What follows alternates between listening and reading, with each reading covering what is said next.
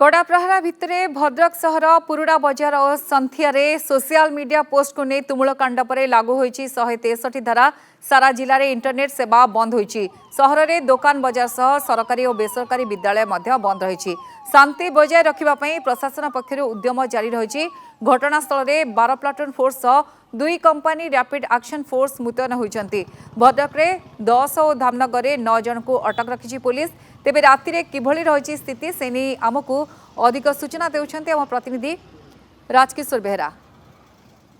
भद्रक अशांत परिस्थिति को नियंत्रण नापी बर्तमान आसी पहुंची रैपिड एक्शन फोर्स रो 2टी कंपानी आसी पहुंची आसी ये पहुँचवा बर्तमान 2टी कंपानी आसी पहुंचवा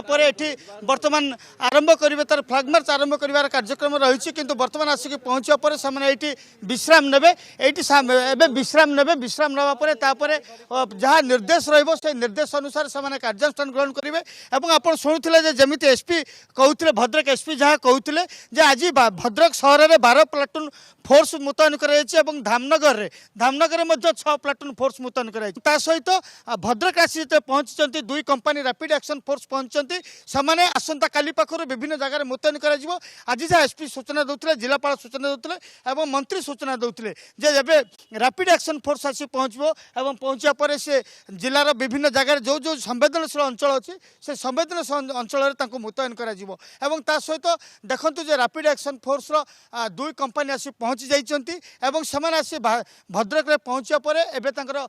प्रस्तुति आरंभ हो प्रस्तुति पर आज राति जहाँ डेप्लेट कर अनुसार से विभिन्न जगह नियोजन कर जहाँ आप शुणुले गतकाली जो भाई घटना घटला जे 2 गोष्ठी मध्य बद है सोशल मीडिया पोस्टिंग को लेकिन बद आरंभ है पुलिस उपर जो आक्रमण घटना घटला से पुलिस उपर आक्रमण पर भंगारुजा गाड़ी भंगारुजा करागला पुलिस 2 जन पुलिस कर्मचारी आहत है से घटना पर निश्चित प्रशासन एक गुरुतर सहकार नहीं गत काली फ्लैग मार्च करथिला भद्रक सहर में फ्लैग मार्च करथिला आज 163 धारा भद्रक सहर विभिन्न अंचल 163 धारा जारी कर केतक जगह निर्दिष्ट भाव नंगा महला और ता सहित जो विभिन्न पुराणा बजार ये 2-3 अंचल में बर्तमान संपूर्ण दुकान बजार को बंद कर सहित जानवाहन यात्री सेवा बंद रही किंतु अन्य जो अंचल कचेरी अंचल कथा कहतु ना राजघाट छक कथा कहतु बाईपास छक कथा कहतु बसस्टाण्ड कथा कहतु कचेरी बजार कथा कहतु प्राय स्वाभाविक थिला प्राय सबू दुकान बजार खोली सहित बजार में लोक मैंने किना बेचा करथिले यात्री सेवा केतकांश चालू रही ना प्राय संपूर्ण बंद था किंतु आप देखिए ये जो रैपिड एक्शन फोर्स आसी पहुँचवा